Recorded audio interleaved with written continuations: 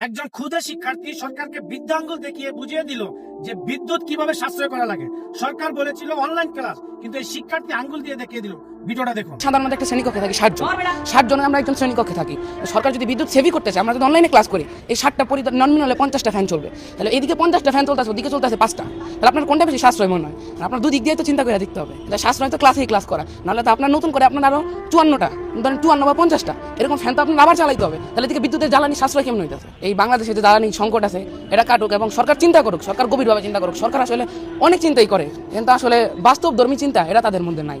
কারণ আপনি দেখেন, আপনি যদি বাসায় ক্লাস হয় তাহলে আপনার ফ্যান, আপনার বিদ্যুৎ অপচয় বেশি হবে, এটা ক্লাসে করলে আরো কম হচ্ছে।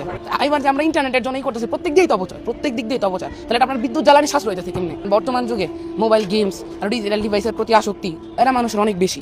তাহলে এখন যদি অনলাইনে ক্লাস হয়, আসলে কথা কি অনেকে অ্যাটেনশনটা, মেইন যে অ্যাটেনশনটা এটা থাকবে না অনলাইনে ক্লাস করলে। অনলাইনে ক্লাস করলে অ্যাটেনশনটা এদিক